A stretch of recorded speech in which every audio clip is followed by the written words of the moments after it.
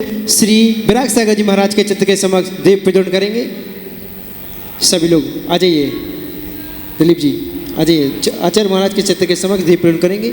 और महिला समाज से निवेदन करता हूँ कि वो लोग आचार्य गुरुदेव 108 श्री विशुद्ध सागर जी महाराज के चित्र के समक्ष दीप प्रज्वलन करेंगे।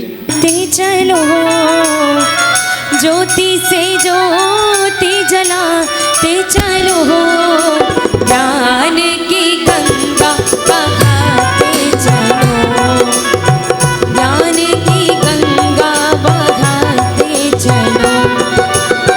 राह में आए जो दीन दुखी, राह में आए जो दीन दुखी, सबको गले से लगाते चलो, सबको गले से लगाते चलो।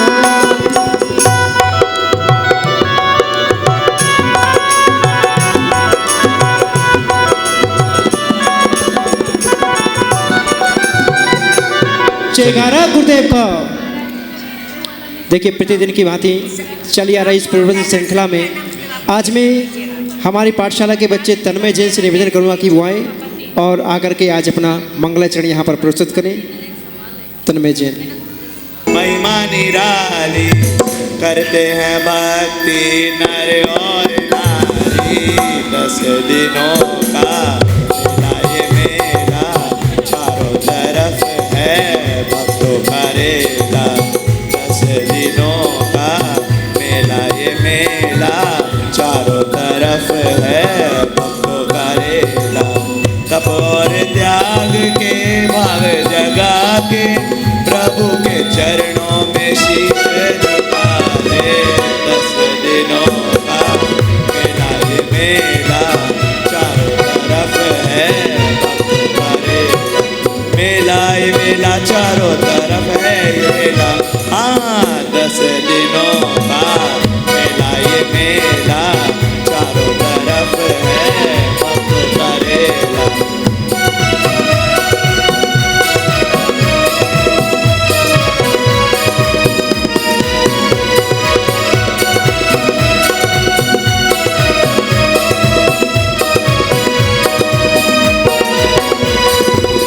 मंत्र नवकार जपके हम तेरे द्वार आए, मंत्र नवकार जपके हम तेरे द्वार आए। शरण में ले लो अपने दूर होवे अंधियारे, सुने फरियाद सबकी तुझे है याद सबकी। बड़ा या कोई छोटा नहीं मायूस लौटा, हम पे उपकार कर दे ज्ञान की जोत भर दे। इतनी दया हम पे हो प्रभु सुन लो ये विनती। 10 दिनों का मेला ये मेला चारों तरफ है। बहुत सुंदर। और इसी श्रृंखला में प्रवचन के लिए मैं आमंत्रित करता हूँ विधि पांड्या पुत्री गरिमा विनीत पांड्या। एक बार जोरदार तालियों से स्वागत कीजिएगा। नमः सिद्धेभ्यः। ओम नमः सिद्धेभ्यः। मंगलम भगवान वीरो, मंगलम गौतमोगणी, मंगलम कुंद कुंदाद्यो, जैन धर्मोस्तु मंगलम। सर्वमंगल मंगल्यम सर्वकल्याणकारकम, प्रधानाम धर्माणां जैनम जयतु शासनम, जैनम जयतु शासनम, जैनम जयतु शासनम। बोलिए 1008 महावीर भगवान की जय। बोलिए आचार्य श्री विशुद्ध सागर जी महाराज की जय। बोलिए मुनि श्री अरिजीत सागर जी महाराज की जय। बोले अकिंचन्य धर्म की जय। अकिंचन्य का मतलब होता है खाली हो जाना। खाली होने से अभिप्राय है कि अंदर बाहर सब तरफ से त्याग करना। अगर त्याग कर दिया और मन से अपना अपना नहीं गया तो सब बेकार है। मैंने इतना दान दिया, मैंने इतनी सारी संपत्ति त्याग दी, ये मेरा संबंधी था, ये मैंने और मेरे का अंतर्मन से त्याग करना ही उत्तम अकिंचन धर्म है। जीवन का यथार्थ अकिंचन्य की अनुभूति वही कर सकता है जिसे अपने आत्मा के स्वरूप का ज्ञान होता है। अध्यात्म की साधना का चरम रूप स्वरूप का ज्ञान होता है। अध्यात्म की अकिंचन्य है, मेरा कुछ भी नहीं है, ये अनुभूति ही जीवन का यथार्थ है। अकिंचन्य धर्म का पालन कैसे करें? त्याग के बाद त्याग के ममत्व को भी त्याग देना ही उत्तम अकिंचन्य है। त्याग के जब अंदर बाहर सब त्याग देते हैं, बिल्कुल खाली हो जाता है, उसी से खुलापन मिलता है और मिलता है उन्मुख आकाश। साधना का चरम रूप है अकिंचन। शरीर, संपत्ति, सामग्री और संबंधी, ये चारों उत्तम अकिंचन धर्म के बाधक है। इनमें उलझने वाला भी भारी होता है और भारी चीज़ तो पानी में डूबती ही है।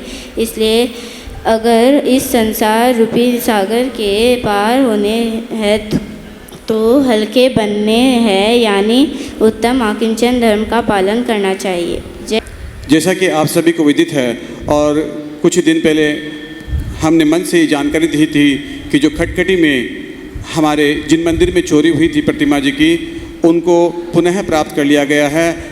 और जिनका कठिन प्रयास था, जिनके नाम हमने आपको बताए थे, वो उस समय तो यहाँ पर उपस्थित नहीं थे, लेकिन आज वो हमारे बीच में यहाँ पर आए हुए हैं। तो ये हमारा फ़र्ज बनता है, कर्तव्य बनता है कि जिन लोगों की कड़ी मेहनत के फल स्वरूप हमें प्रतिमा जी पुनः प्राप्त हुई है, हम उनको यहाँ पर सम्मानित करें। और मैंने जैसे बताया था कि कितनी ज़बरदस्त कोशिश यहाँ पर रमेश जी काला, रवि सेठी और मुकेश जी छाबड़ा द्वारा की गई थी। उन्होंने दिन रात एक प्रयास करके ये आखिर मतलब जब तक प्रतिमा जी नहीं मिली तब तक चैन नहीं लेंगे, चैन से नहीं बैठेंगे, ऐसा प्रण लिया था। और जो इतना प्रण ले लेता है तो उसको सफलता तो निश्चित मिलती है, और हमने देखा भी कि उनको सफलता प्राप्त हुई। तो ये हम सभी के लिए गर्व की बात है, और मैं चाहूँगा एक बार जोरदार तालियों से उनके लिए सम्मान करेंगे हम। और उनको यहाँ पर सम्मानित करने के लिए मैं श्री दिगंबर जैन समाज के अध्यक्ष श्रीमान अनिल जी सेठी एवं मंत्री श्रीमान भागचंद जी बिलादा साहब से निवेदन करूँगा कि वो आगे आएँ, और जो आज हमारे समक्ष यहाँ पर उपस्थित है, जिनकी कड़ी मेहनत हम सब ने देखी है और जो कार्य उन्होंने जैन समाज के लिए किया है वो सदैव स्मरणीय रहेगा। तो मैं निवेदन करूँगा वो तीनों भी शख्स यहाँ पर आ जाएँ, और आप लोग की तालियाँ बजती रहनी चाहिए। श्रीमान रमेश जी काला बोकाजान, मुकेश जी छाबड़ा खटखटी एवं रवि सेठी खटखटी उर्फ दीमापुर, इन तीनों के लिए एक बार जोरदार तालियां हो जाए प्लीज। और निवेदन करूंगा हमारे समाज के अध्यक्ष श्रीमान अनिल जी सेठी, मंत्री महोदय श्रीमान भागचंद जी बिलाला, वो आएँ और इनके उत्कृष्ट कार्य के लिए इनको यहाँ पर सम्मानित करें। और उसके बाद हम चाहेंगे कि ये क्या हुआ, कैसे हुआ, पूरा घटनाक्रम क्या था और कैसे इन्होंने ये सब कार्य किया, हम रमेश जी से सुनना भी चाहेंगे।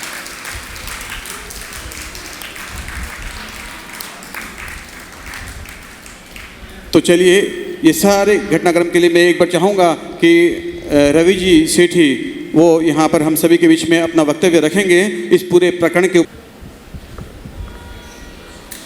एक बार सभी लोग जयकारा लगाएंगे।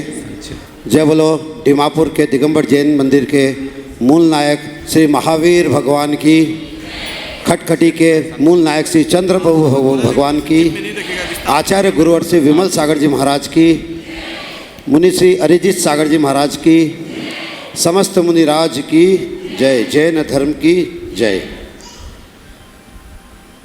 सबसे प्रथम अंतर्मणा आचार्य श्री प्रसन्न सागर जी महाराज, साक्षात विराजमान मुनि श्री अरिजीत सागर जी महाराज, गणिनी आरिका पुनित चैतन्यमती माता जी, आरिका रतनमती माता जी, भट्टारक जी अरिहंत गिरी के धवल कीर्ति जी स्वामी जी, हुमचा के भट्टारक जी श्री देवेंद्र कीर्ति जी स्वामी जी जैसे गुरुओं की असीम कृपा व आशीर्वाद, भक्तों की गहन आस्था और पुलिस प्रशासन की अदम्य मेहनत से वह चमत्कार घटित हुआ जिसकी सभी प्रतीक्षा कर रहे थे। दिनांक 29 अगस्त की प्रातः बेला में खटखटी आसाम स्थित श्री दिगंबर जैन चंद्र प्रभु नवग्रह जिनालय से चोरी हुई 4 अष्ट धातु प्रतिमाएं, चांदी के 3 छत्र तथा अन्य पवित्र सामान सकुशल वापस बरामद हो गए हैं। साथ ही आप सबको बता दूं कि चोर को भी पुलिस प्रशासन ने धर दबोचा है। इस सफलता का संपूर्ण श्रेय कार्बी आंगलोंग के superintendent of police Shri Sanjeev Saikia एवं खटखटी पुलिस प्रशासन के ऑफिसर इंचार्ज श्री नितुल साइकिया और उनकी पूरी टीम को जाता है, जिन्होंने दिन रात अथक परिश्रम कर विभिन्न क्षेत्रों में जाल बिछाया और अंततः अपराधी को पकड़कर संपूर्ण समाज का विश्वास और श्रद्धा पुनः स्थापित किया। मंदिर व्यवस्थापक समिति तथा संपूर्ण जैन समाज प्रशासन को तहे दिल से धन्यवाद और अभिनंदन प्रेषित करता है। धर्म और आस्था की विजय, यह केवल प्रशासनिक सफलता नहीं बल्कि जैन धर्म और आस्था की भी महान जीत है।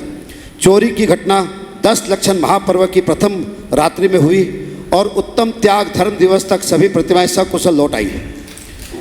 यह घटना हम सबको यह अनुभूति कराती है कि पंचम काल में भी जिनेंद्र देव के चरणों में अडिग श्रद्धा रखने वालों को चमत्कार स्वरूप फल की प्राप्ति होती है। जैन आगम में कहा गया है, धर्मो रक्षति रक्षितः है। जो धर्म की रक्षा करता है, धर्म उसकी सदैव रक्षा करता है। यह प्रसंग इस श्लोक का जीवंत उदाहरण है कि जिनालय और प्रतिमाएं केवल धातु की मूर्तियां नहीं अपितु हमारे भीतर के विश्वास, संयम और त्याग का प्रतीक है। पंचम काल में भी साक्षात चमत्कार। जैन धर्म का दर्शन तर्क, आत्मशक्ति और कर्म फल पर आधारित है। फिर भी जब भक्तों की श्रद्धा निष्कलंक हो और गुरुओं की कृपा असीम हो, तब पंचम काल में भी ऐसे घटनाक्रम घटते हैं जो साक्षात चमत्कार का अनुभव कराते हैं। प्रतिमाओं की सुरक्षित वापसी इस बात का प्रमाण है कि धर्म पर अटूट आस्था और सामूहिक प्रार्थना असंभव को संभव बना देती है। यह केवल चोरी गए सामान की वापसी नहीं बल्कि हमारे धर्म, समाज और श्रद्धा की बड़ी विजय है। 10 लक्षण पर्व के पावन अवसर पर यह घटना हमें यह संदेश देती है कि सत्य, अहिंसा, त्याग और संयम का मार्ग ही अंततः विजय दिलाता है। जब हम धर्म की रक्षा करते हैं तब धर्म भी हमारी रक्षा करता है। और सबसे बढ़कर जिनवाड़ी के चमत्कार पंचम काल में भी जीवंत है। यह समाचार केवल एक घटना नहीं बल्कि भावनात्मक और आध्यात्मिक प्रेरणा है। जिन प्रतिमाओं का तेज हमने खोया नहीं है बल्कि और भी अधिक आलोकित रूप में वापस पाया है। सभी गुरुओं को हम यहाँ से नमन, वंदन, नमोस्तु, वंदामी करते हैं और विभिन्न दिगंबर जैन समाज का भी विशेष धन्यवाद करते हैं, जो हर समय हमें फ़ोन करके हमारी हिम्मत बढ़ा रहे थे और अपने निजी प्रयासों से सरकार तक दबाव डाल रहे थे। खास करके जैन समाज खारूपेटिया, सिलापथार, डीफू, बगाईगांव, गुवाहाटी एवं अन्य समाज, सभी भक्तों को भी बधाई एवं हमारे साथ खड़े रहे उसके लिए आप सभी का आभार। सभी को पुनः अंतःकरण से हम सभी धन्यवाद करना चाहते हैं एवं सभी को बधाई देते हैं। सूचना हमारे द्वारा रमेश काला, रवि सेठी, मुकेश छाबड़ा, खटखटी व्यवस्थापक समिति। नमोस्तु गुरुदेव।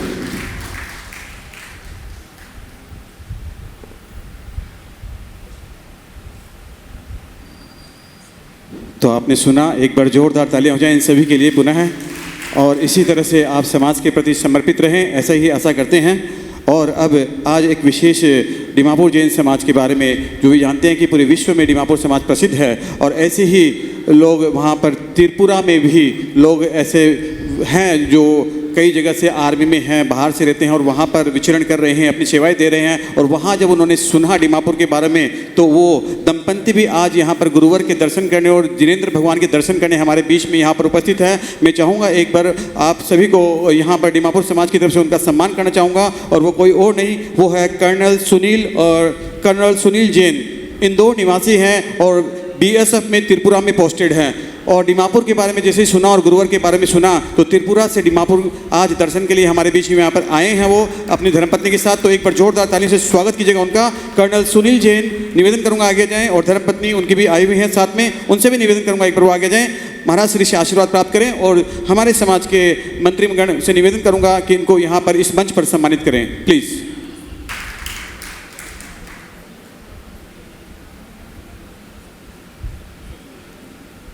निवेदन करूंगा महाराज श्री से आशीर्वाद प्राप्त करें। आ जाए, ऊपर आ जाए मंच पर।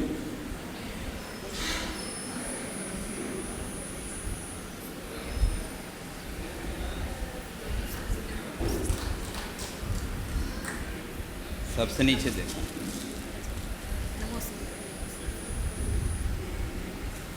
यहीं से दे दो, नीचे से दे दो। हाँ, ले आओ जल्दी। श्रीमान भागचंद जी साहब आ जाइए एक बार, ये भी हमारे समाज की तरफ से इनको, और चाहूँगा अगर आप 2 शब्द कहना चाहें तो आमंत्रित करता हूँ आपको।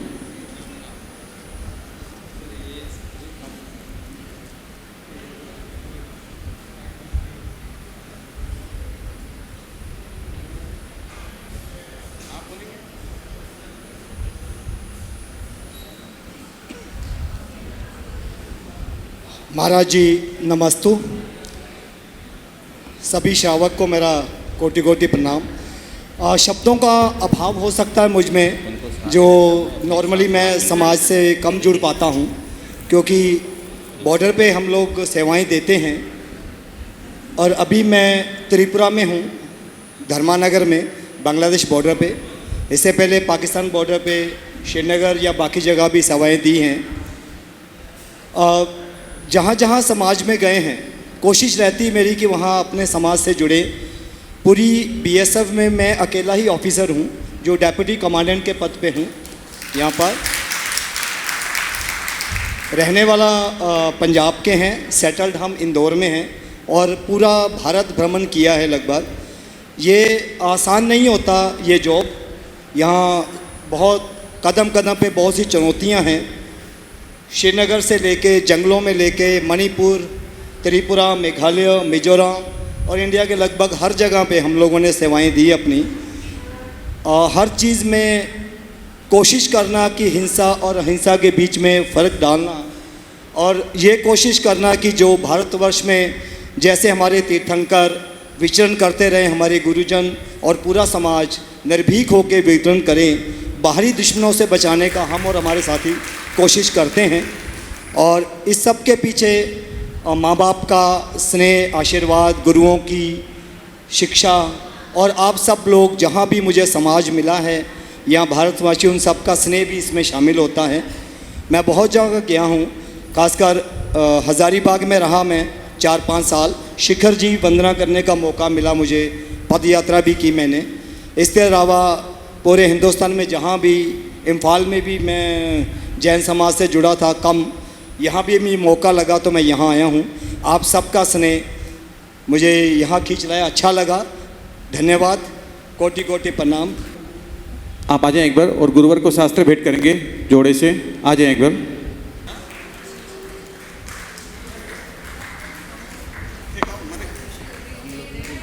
जिने वाणी लागे, जिने वाणी लागे, माने प्यारी प्यारी जिनवर जीरी वाणी लागे। ओ मीठी रस से भरोड़ी जिन वाणी लागे, जिने वाणी लागे, माने प्यारी प्यारी जिनवर जीरी वाणी लागे।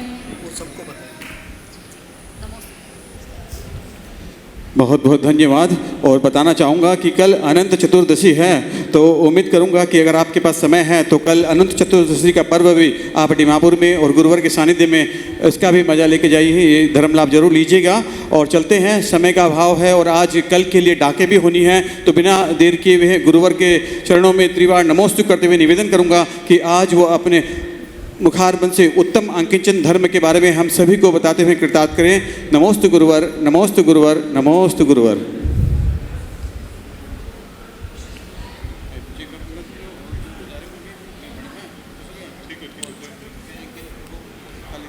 ओम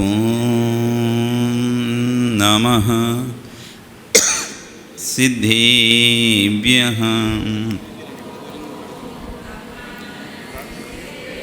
ओम नमः सिद्धेभ्यः।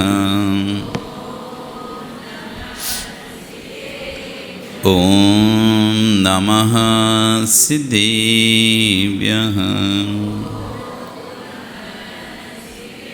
कारुण्यमुकारं अरिहन्ताणं तहे विसेधाणं आर्योवज्झायाणं लोयं ये सव्विशाहुणं। नमो अरिहन्ताणं नमो सिद्धाणं नमो आयरियाणं नमो वज्रायाणं नमो लोये सब्बिशाहुणं। बोले अनंत अनंत से परमेष्ठी भगवान की, आदिरम आदिनाथ भगवान की, वर्तमान शासन महावीर भगवान की, आचार्य श्री 108 विश्वसागर जी महाराज की, अहिंसा में विश्व धर्म की, 10 लक्षण महापर्व की, उत्तम आकिंचन धर्म की।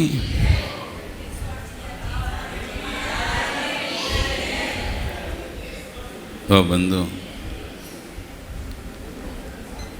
वर्तमान शासन नहीं, वर्तमान स्वामी के शासन में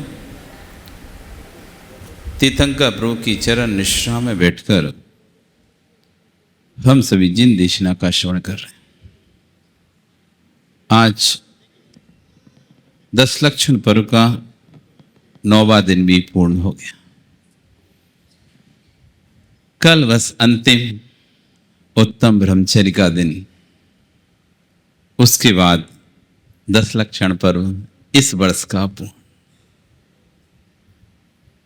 एक और 10 लक्षण पर्व हमारे द्वारा मना लिया गया, परंतु एक भी लक्षण हमारे में प्रकट नहीं हो पाए। ऐसे ना जाने कितने 10 लक्षण पर्व आते हैं, चले जाते हैं, लेकिन हमारे अंदर एक भी धर्म का लक्षण प्रकट नहीं होता। लक्षण तो बहुत दूर की बात है, लक्षण की छाया भी हमारे जीवन में नहीं आ पाती। वास्तविकता तो इसी तरह की है। जिस तरह की पर्व होना चाहिए, जीवन में हमारे बदलाव आना चाहिए, हमारे जीवन में किंचित भी बदलाव नहीं हो पाता। उत्साह मनाते हैं, उत्साह होता है, लेकिन उस उत्साह में आत्म विकास बिल्कुल भी नहीं है। बस पर्व था, 10 लक्षण पर्व चला आ रहा है, उत्साह से मनाते हैं तो हम भी मना रहे हैं, लेकिन आत्म विकास की भावना किंचित भी किसी के अंदर नहीं रहती है। आत्म विकास की जब तक भावना नहीं आएगी, तब तक पर्व मनाना सार्थक नहीं। ऐसे पर्व तो अनेक बार मनाए थे और अनेक बार मना ही रहे हैं, लेकिन इस पर्व के बाद एक विचार करना, चिंतन करना कि मेरे अंदर कोई विकास हुआ है क्या, मेरे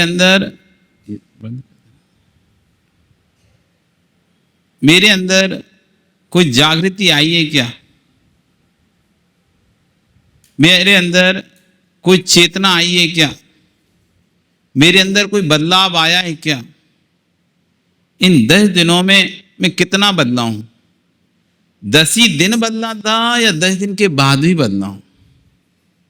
एक तो 10 दिन बदलना होता है। हमने देखो 10 दिन में भोजन बाहर का नहीं खाया, हमने 10 दिन में होटल का नहीं खाया, हमने 10 दिन में आलू प्याज नहीं खाया, हमने 10 दिन एक आसन किया, हमने 10 दिन देखो किसी पर गुस्सा नहीं किया, हमने 10 दिन देखो किसी से ऊंची आवाज में बात नहीं की, हमने 10 दिन देखो मौन रखा। इस संयम से 10 दिन का था या जीवन भर के लिए आया है अपने अंदर? 10 दिन का बदलाव है तो कोई बदलाव नहीं है, 10 दिन का बदलाव है तो कोई बदलाव नहीं है। खरबूजे को देख के खरबूजा रंग बदलता है। अभी बहुत सारे खरबूजे हैं, कोई उपास कर रहा है, कोई एकासन कर रहा है, कोई उपास कर रहा है, कोई एकासन कर, उनको देख कर हमारे परिणाम भी उपास के साथ एकासन के हो जाए, कोई बहुत बड़ी बात नहीं।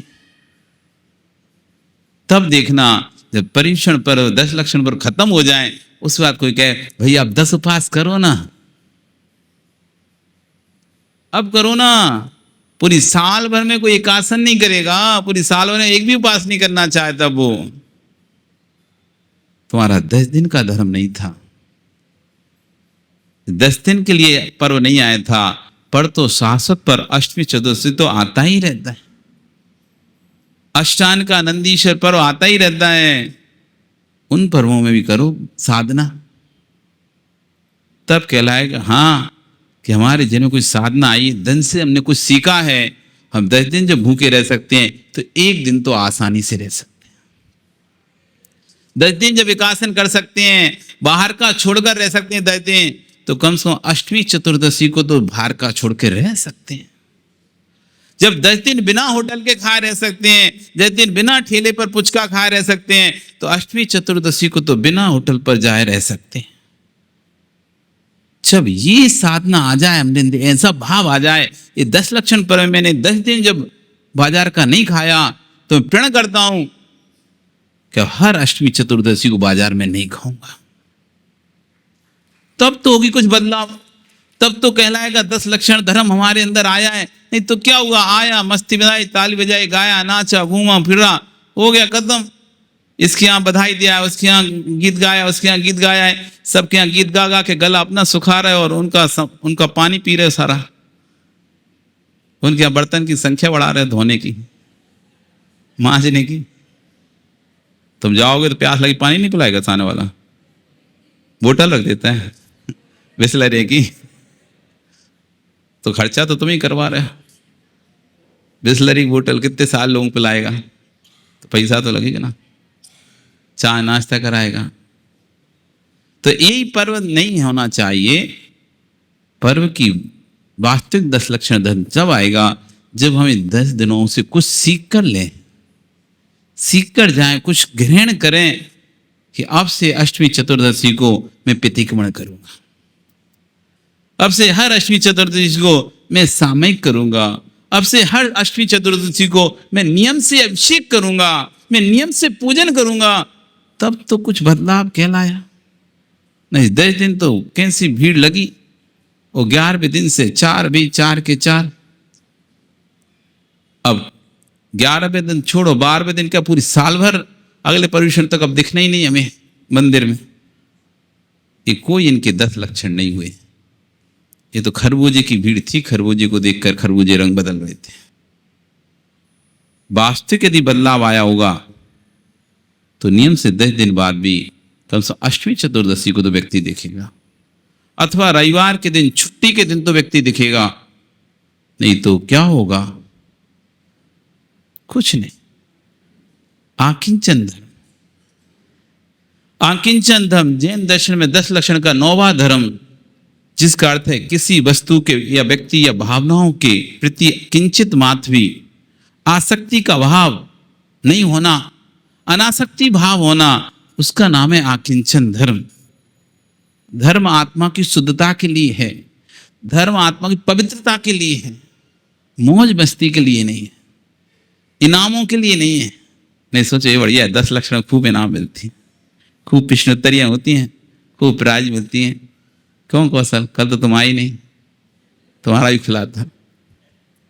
सब कौशल का जरूर बोलना एक बार, है ना, कि कौशल तुम कल छूट गए, कोई मत छोड़ना। यही सबसे फेमस व्यक्ति यहाँ पे दीमापुर में, जिसे सब चाहते हैं। आत्मशुद्धि का धर्म था हमारा, आत्मविशुद्धि का धर्म है हमारा, मुक्ति के स्वभाव की प्राप्ति का धर्म है हमारा। आकिंचन धर्म कह रहा है, ये दरिद्रता को नहीं बता रहा है, ये अनासक्ति को बता रहा है। कोई कहेगी मुजराज के पास कुछ नहीं, हो सकता इनके पास, ये गरीब है। ये गरीब नहीं है, ये अनासक्त है, कुछ नहीं है। कोई सोचे कि एक बार बताया था ना, आचार्य एक बार चल जा रहे थे और कोहनी जी एक क्षेत्र है इधर, बंधाजी क्षेत्र है, बंधाजी। तो बंधाजी क्षेत्र एक नदी के पास से सब सारा से निकल रहा था। उससे हम लोग मुजराज हो गए थे, हाँ मुजराज थे, और ब्रह्मचारी लोग भी साथ में थे, जा रहे थे। तभी 3-4 साइकिल पर बैठे लोग आए, 3-4 साइकिलों पर से लोग निकले और हम लोगों को देखने लगे। जब हम लोग आगे निकल गए तो पीछे से ब्रह्मचारी लोग आए, उनको रोका। उनसे पूछे भाई ये कौन है, शरीर पे वस्त्र नहीं है, गरीब लग नहीं रहे हैं, शरीर पर वस्त्र नहीं है पर गरीब लग नहीं रहे हैं, लग रहे हैं जैसे कोई सेठों के पुत्र हो, लग रहे हैं सेठों के पुत्र, लेकिन शरीर पर एक वस्त्र तक नहीं है। हमसे ज्यादा गरीब, हमारे पास तो कम से कम वस्त्र भी है, इनके पास तो वस्त्र भी नहीं है, पर चेहरे से तो इनका गरीबी जैसा चेहरा लग ही नहीं रहा। कभी किसी साधु को आपको गरीब जैसा चेहरा लगा क्या, भिखारी जैसा चेहरा लगा क्या?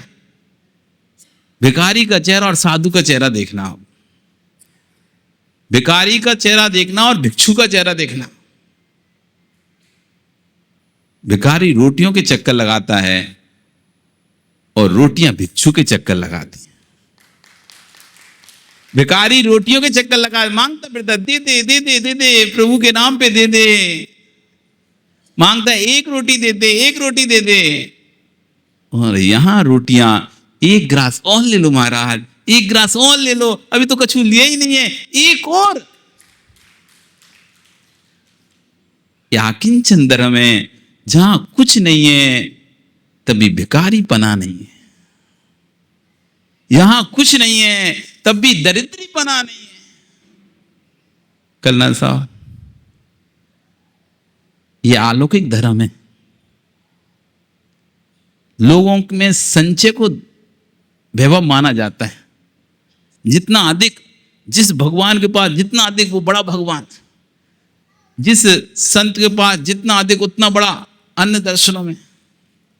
जितना ज्यादा संपत्ति होगी, जितना ज्यादा मठ, बड़ा मंदिर होगा, बड़ा ताम झाम होगा, सिंहासन होगा सोने का, और गले में मालाएं, अरे ये बड़ा साधु है। लेकिन जैन दर्शन उल्टा ही दर्शन है।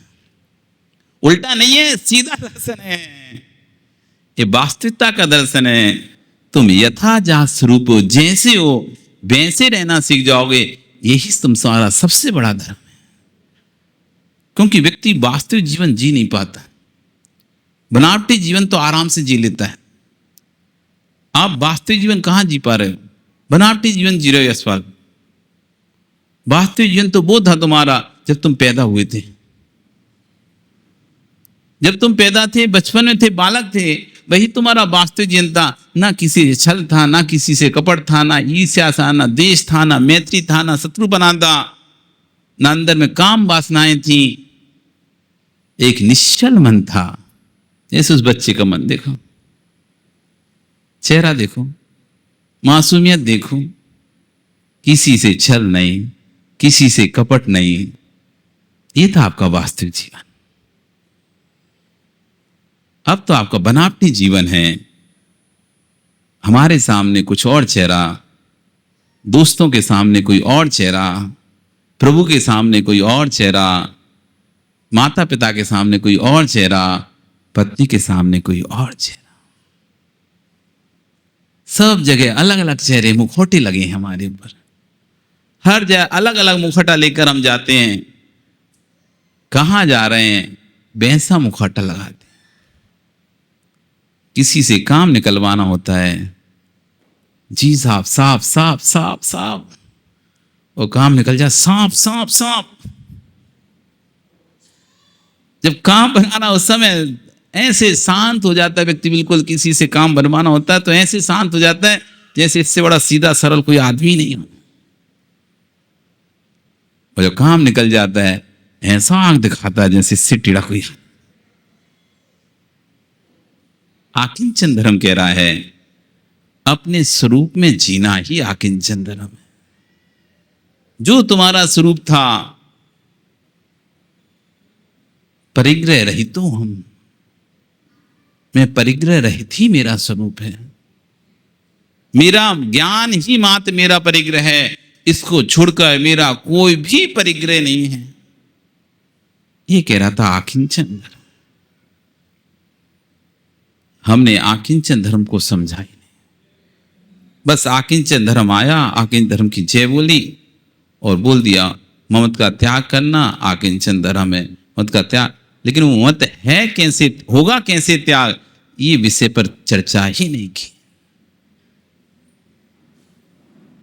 आकिंचन धर्म को यदि जीवन में अपनाना है तो मुख्य बिंदुओं को ध्यान रखना पड़ेगा। परिग्रह त्याग तो है ही एक बिंदु। कोई आसक्ति तभी तक है जब तक कोई वस्तु है। वस्तु जाने पर संभावनाएं अनासक्ति की अधिक हो जाती है। अनासक्त हो जाए कोई जरूरी नहीं है। आज हमारे पास एक घड़ी है तो इसके ऊपर हमारी आसक्ति है, और घड़ी चली गई तो हो सकता है हमारे अंदर चलो अब गई तो छोड़ो, अब कोई बात नहीं, ऐसा भी भाव आ सकता है। फिर ऐसा ही और दिन रात उसकी चिंतन भी कर सकते, मेरी घड़ी मेरी घड़ी मेरी घड़ी मेरी। तो आसक्त परिग्रह त्याग इसलिए दिया है कि परिग्रह हटने पर संभावनाएं आसक्ति जाने की अधिक रहती। जब तक परिग्रह रहेगा तब तक अनासक्ति आएगी नहीं, तब तक मत बना ही रहेगा। कब परिग्रह छोड़ दोगे तो 1% ऐसा भाव भी है, 50% पर ऐसा है कि हो सकता है आपको उसके प्रति मोह छूट जाए। आपके घर में साड़ियां रखी हैं तो आसक्ति है, और आपने काम वाली बाई को दे दिया, अब दे दिया तो आप भी भूल भाल गए, वो भी चली गया, वो आपको उसका ना देख रेख की टेंशन ना कुछ उस साड़ी की, और उसके प्रति आपका मौत भी नहीं रह गया। और हो सकता है देने के बाद भी कहा तुम पहन के कहा नहीं आई, हमने तो जीती, हमारी साड़ी थी ना वो, ये तू कौन की साड़ी पहन के आ गई, हमारी पहन के आना, हमने दी थी। और जब जब वो कभी कभी तुम अपने दोस्तों के साथ बैठे हो गए, और जब वो साड़ी पहन के तुम्हारी आई, ये वाली साड़ी हमने दी थी, ये वाली साड़ी हमने दी थी। अब धो रही है वो, सुखा रही है वो, प्रेस कर रही है वो, उसका ध्यान रही, ड्राई क्लीन कराई वो, तुम 1 रुपया भी उस साड़ी पे खर्चा नहीं कर रहे।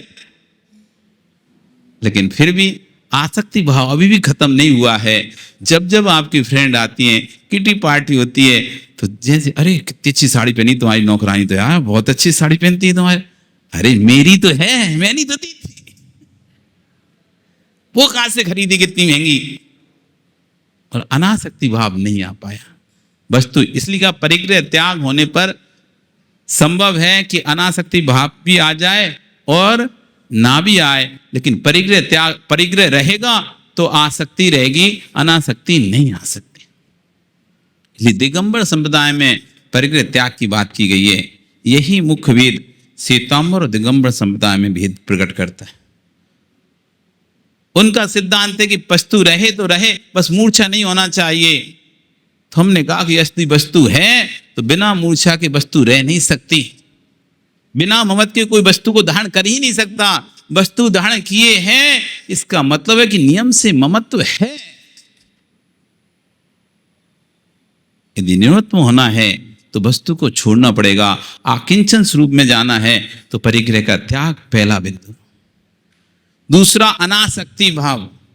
जितना हम वस्तु के प्रति विरक्त रहेंगे, अनासक्त रहेंगे, तो वस्तु जल्दी हमसे छूटेगी।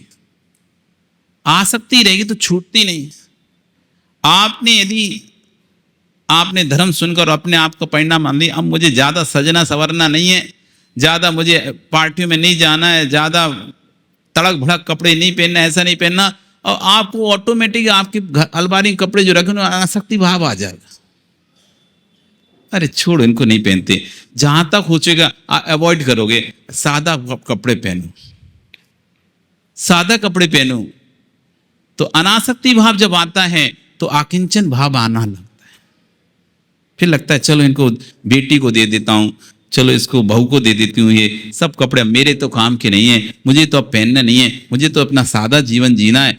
आकिंचन धर्म जब आएगा, अनासक्ति भाव जैसे ही आएगा, तो आपके अंदर आकिंचन धर्म का प्रारंभ होना प्रारंभ हो जाए। वस्तु से आसक्ति छूटना लगेगी। अनासक्त भाव पैदा करना पड़ेगा हमें। ये आकिंचन धर्म को पालना है, आकिंचन धर्म को जानना है, तो अनासक्ति पैदा पड़े। चाहे भोजन की से संबंधी आसक्ति हो, चाहे घर से संबंधी हो, चाहे वस्तु संबंधी, चाहे परिग्रह के संबंधी, चाहे रिश्ते नातेदारों से संबंधी, चाहे परिवार के सदस्यों संबंधी, सबसे आसक्ति यदि हम कम करेंगे, अनासक्त करेंगे, ममत्व भाव का विसर्जन करेंगे, तो नियम से आकिंचन धर्म को प्राप्त कर सकते हैं। आत्मबोध होगा। जब मुझे आत्मबोध हो जाएगा, मेरे आत्मा के अलावा मेरा कोई भी नहीं, मैं किसी के लिए कितना भी कर लूं, किसी के लिए कितना भी कर लूं, और उसके करने के चक्कर में कितना भी पाप कमा लूं, लेकिन कोई भी उस पाप को बांटने नहीं आएगा। मुझे ही उसका फल स्वतः ही भोगना पड़ेगा, स्वयं ही भोगना पड़ेगा। स्वयं किए जो कर्म स्वाप हो, फल निश्चय ही वे देंगे। आप करें फल दें तो स्वयं निये निष्फल होंगे।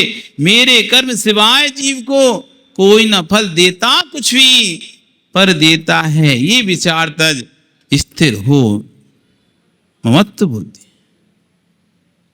कोई मेरे को फल नहीं देगा, मेरा ही कर्म मुझको फल देगा।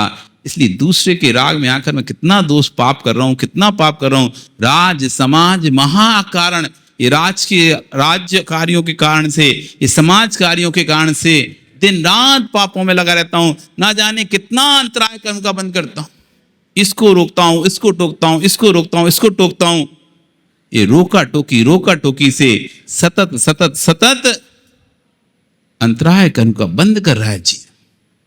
इसलिए आचार्य ने कहा राज समाज महाअकार, ये समाज, ये राज का संचालन, ये महान पाप का कारण है।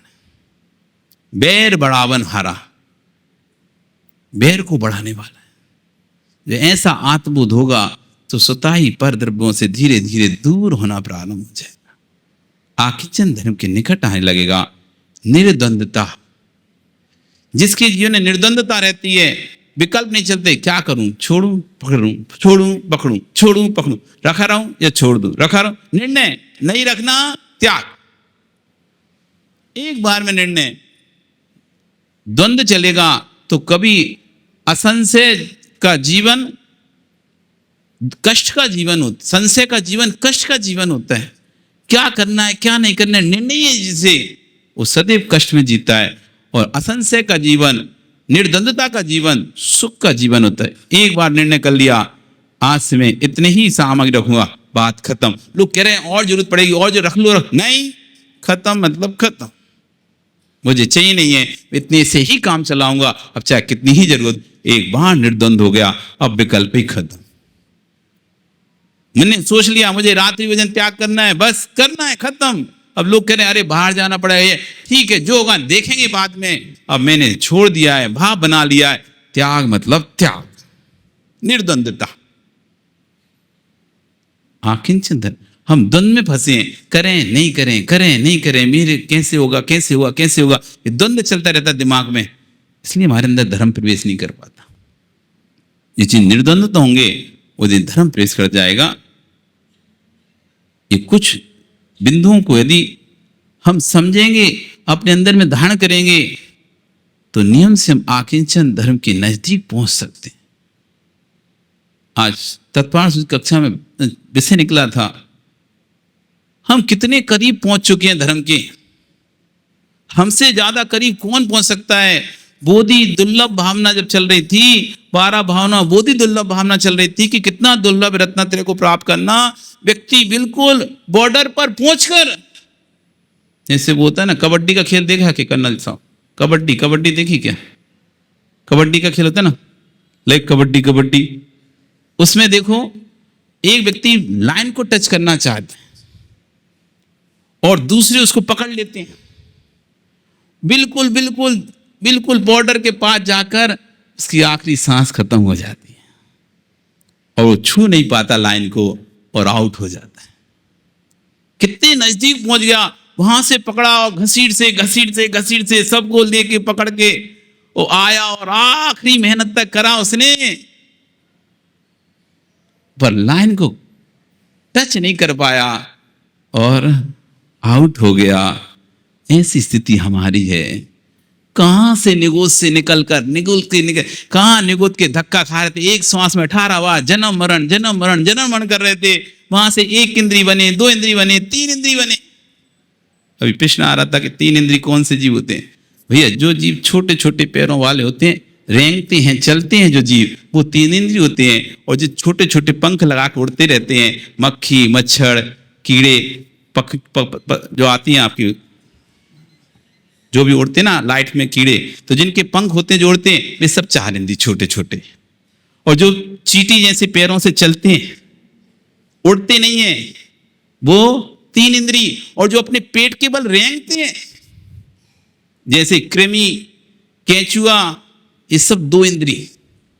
जो पेट के बल रेंगे हैं वे 2 इंद्री, जो अपने छोटे छोटे पैरों से चले हैं वो 3 इंद्री। और जो छोटे छोटे पंखों से उड़ते रहते हैं, मक्खी, मच्छर, भौरा, पतंगी, कीट, ये सब 4 इंद्री।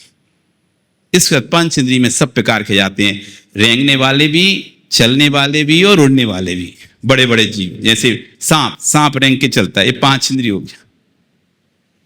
बड़े बड़े कीड़े जो होते हैं वो 5 इंद्री हो जाते हैं, पैर वाले। और मनुष्य जैसे बड़े बड़े जानवर होते हैं, वो भी 5 इंद्री है। तो इस तरह से उड़ने वाले पक्षी वगैरह 5 इंद्री।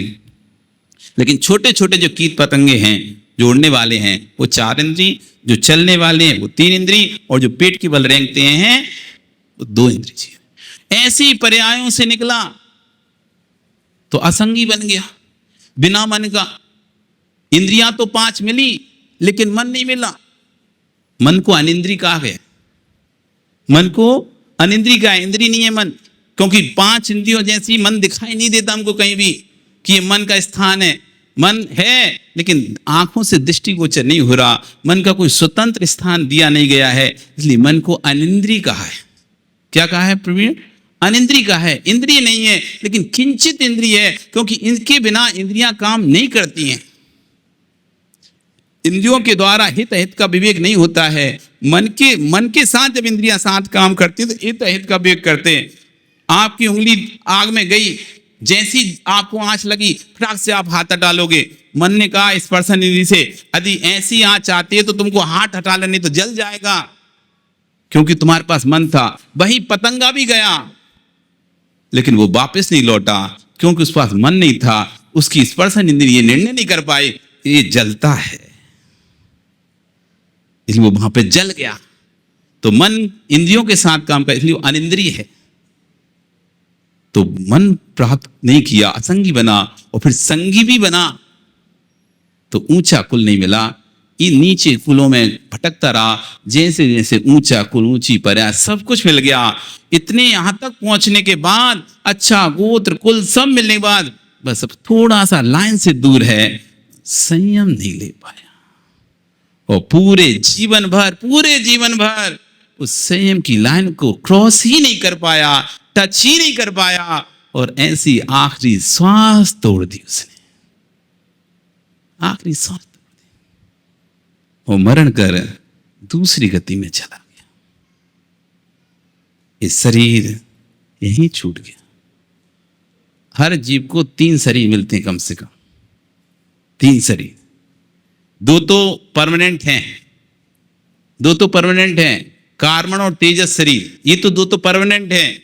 अब जिस गति में जाता, या देव नरक में गया तो वैक्रिक शरीर और मिल जाएगा, और मनुष्य तिरंच गया तो आधारी शरीर और मिल जाएगा। ऐसे 3 शरीर सब जीव के पास होते हैं। फिर अतिरिक्त तो 4था शरीर वो मुनियों के पास होता है, आहारक शरीर, रिद्धिधारी मुनियों के पास। आहारक शरीर, आहारक वैक्रिक शरीर भी रिद्धिधारी मुनिराजों के पास होता है। 5 शरीर होते हैं, औदारिक, वैक्रिक, आहारक, तेजस, कार्बन। इसमें 2 शरीर तो सबको ही मिलते हैं, तीसरा शरीर जिस गति में जाता है वैसा मिलता है। यदि मनुष्य तिरंज गया तो औदारिक, और देव और उसमें गया तो वैक्रिक।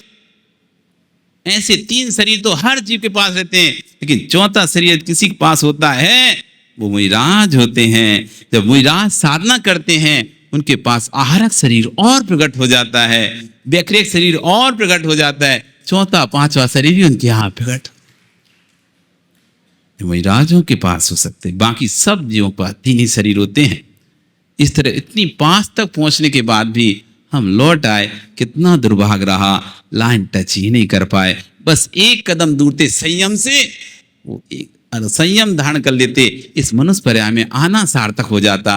अब किसी पर्याय में चले जाओ, पर अब तुमको संयम नहीं मिलेगा, खत्म आपका समय। कल फिर आओगे। वाकिंचन धर्म कुछ भी नहीं करने का धर्म था, सबको छोड़ने का, छोड़ने के बाद छोड़ने के भाव को भी छोड़ने का धर्म था। उस धर्म को आज हमने मनाया। आशा करते हैं कि ऐसा धर्म, ये 10 पर्व, क्योंकि कल की सभा शायद ना हो शाम को, कोई बड़ी बात नहीं है, क्योंकि आप लोगों के सुखिया जीव हैं, थक जाएंगे तो आएंगे नहीं। फिर आओगे तो बिल्कुल कर लेंगे सभा। बाकी सुखिया जीवों को ऐसा ही रहता है, जरा में थक जाते हैं। अरे आज तो जलूस निकला था, अरे बहुत जलूस में हो गया, शाम को 4 बज गया था, अब कहाँ ही जाएंगे 7 बजे दोबारा से, छोड़ो यहीं घर में ही रहो शांति से। नहीं भैया, जो जिसको अपने कल्याण की भावना होगी वो शाम को भी आएगा, और जिसको नहीं होगी तो कभी भी नहीं आएगा। भैया कल भी आओ, उस ब्रह्मचर्य धर्म को समझें। बोली भगवान महावीर स्वामी की। आज कुछ इनाम ऑनलाइन वाली पर्चियां